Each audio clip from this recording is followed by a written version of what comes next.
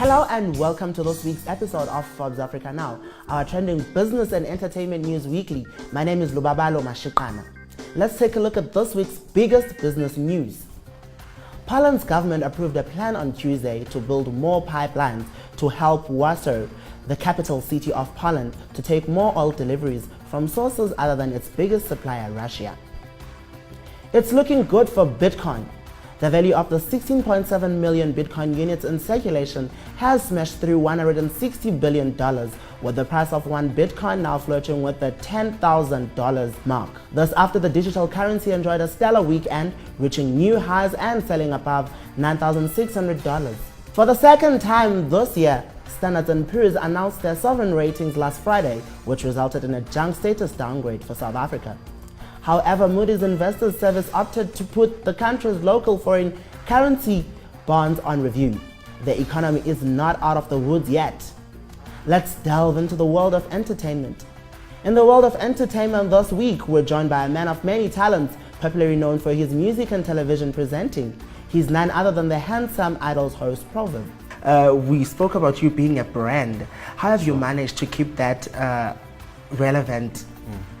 You know, I think if you operate as a business, you treat yourself as a business, and everything you do is from that kind of perspective, then I think you appreciate that, you know, your brand is what is your reputation out there. You know, it's the image that you have, and you start you start servicing that brand, which is what I've definitely begun to do. So it's all my alignments, all my business moves. I always think what works for the brand. You know, it also means there's a lot that you have to reject and turn down because it goes against the ethos and what your brand stands for. So you've been around in the industry for quite some time, and I'm sure you've been through quite a lot, but take us through your worst decisions that you've ever made with your money. With my money, oh man, I think I made some tough decisions when I was younger that, looking back now, I probably would have done differently. I think, when I started working, I wanted to get a better car, and and I think those are some of the decisions I shouldn't have done then. I should have thought longer term. Gotten into property, started thinking about investments. But when you're younger, you're more interested in instant gratification as opposed to thinking for the future. But since then, I've learned, and I'm a lot wiser with my money.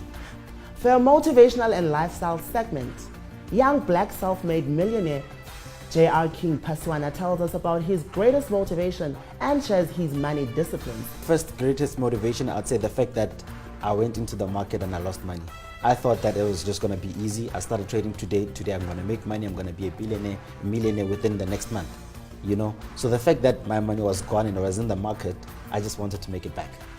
That was number one. Number two, I'd say the way I grew up. I didn't want to continue living the same way. I was surrounded by a lot of working class people. My dad was working class, my granddad was working class, and I realized that all those people, when they retired, within a year or two, they actually went broke, So I realized if I follow the same stream, chances are the same thing is going to happen to me when I retire 40 years from when I started, So that was my other motivation, thinking that, okay, cool, I want to be rich.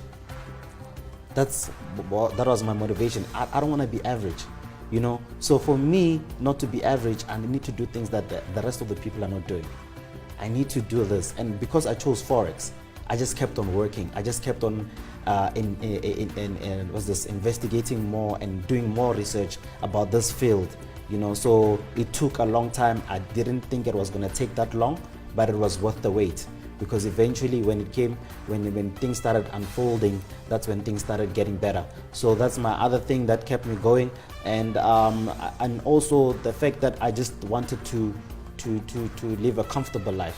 There's certain things that I wanted as a guy, the certain lifestyle that I wanted to live, and I knew that because this is what I chose to become successful, this is what I'm gonna use I'm definitely gonna have to make it work. Wow, yeah. One of the greatest success stories that I've had. Thank you very much, JR, for joining us. Cool. Well, thank you very much for joining us this week. Remember to share this episode on social media using the hashtag ForbesAfricaNow. Also follow us on Twitter on the details written on your screen. Until next time, it's goodbye.